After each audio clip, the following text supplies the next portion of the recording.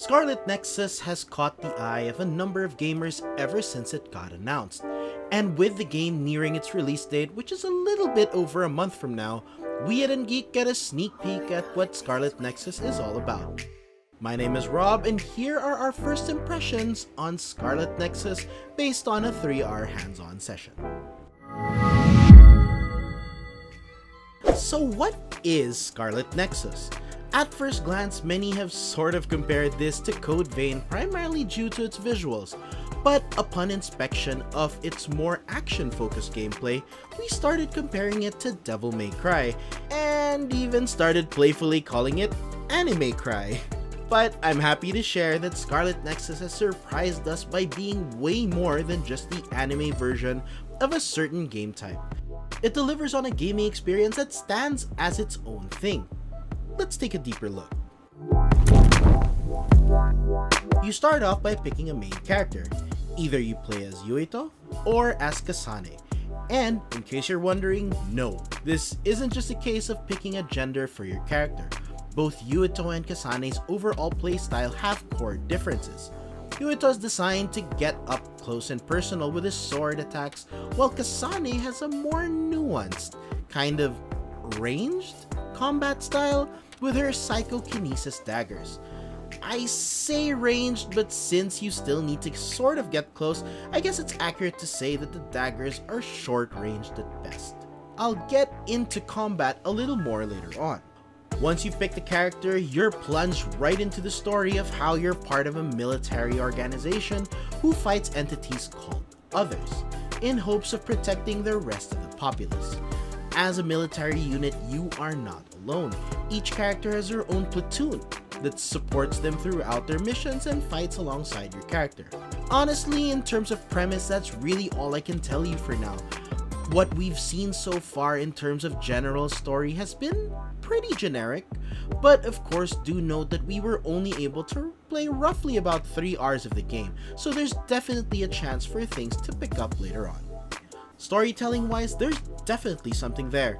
We noticed that there are 2 kinds of cutscenes in the game.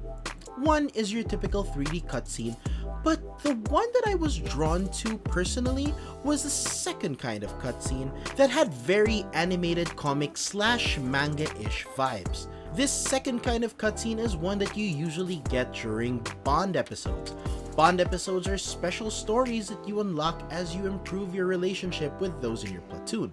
This means that as you build your bonds with your party members, you may be able to unlock deeper and richer stories that intertwine with the main narrative.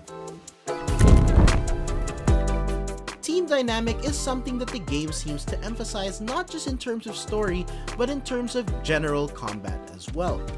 As we mentioned earlier, it's in the combat aspect that Scarlet Nexus really carves out its own identity. On your own, you get to use a combination of light and heavy attacks, which you can string together, and which also charges up your psychokinesis bar.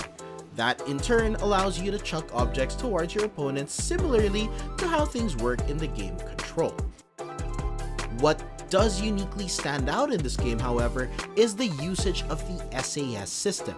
Lore-wise, it's a brain-to-brain system that keeps you linked with your buddies, but what's exciting is that in combat, the SAS also allows you to temporarily use the powers of those in your platoon, creating some awesome synergies and combos. Ooh, that's a big place! This is where I believe the fun factor comes in for combat. The beginning of the game shows you that there really isn't much you can do on your own, and improvements to your own skill tree don't exactly give you a lot of new moves to keep combat flow as smooth as you'd want it to be. It is a different story, however, when you have a platoon behind you, as this opens up more opportunities on how you can approach each battle. If you can even fill your platoon to the max number of characters, this gives you more moves and combinations to work with, and can give you more fun options when you're in a fight. In the demo that we played, the game also did a nice job of keeping the combat interesting, as it kept on introducing new system after new system after new system. We can tell that we've only scratched the surface of Scarlet Nexus, so we fully expect that even more new aspects of the game will be introduced and will keep battles dynamic and fun. Our 3R hands-on experience may have just given us but a glimpse of what Scarlet Nexus is all about, but to its credit, what we did experience definitely made us interested in seeing what else the game will be able to bring to the table. I was pleasantly surprised that the game didn't end up just being something like Anime Cry. There's definitely a lot of potential to the game's battle system, but I do hope that the story ends up being much greater than what we initially saw. A strong narrative would definitely accentuate the strength of how this game's combat system works. I do have a personal nitpick with the visuals, as I found that a lot of the colors and scenery were a bit on the muted side. I would love for more visuals that pop and give that crisp wow factor, especially during this season of next-gen console releases. As I said, this is merely a nitpick and shouldn't make or break the game, but it's definitely something I took notice of and also something that I noticed with Code Vein. All in all though, the gameplay experience has definitely piqued our curiosity, and we can't wait to see what else is on the horizon for Scarlet Nexus. Now before I go, I do have some great news. A Scarlet Nexus demo is about to launch and you can experience the game for yourself.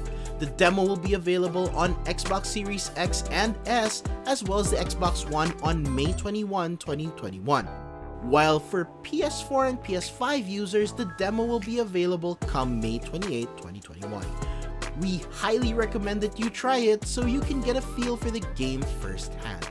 Anyway, as always, I've been Rob from UnGeek, and until next time folks, keep on gaming.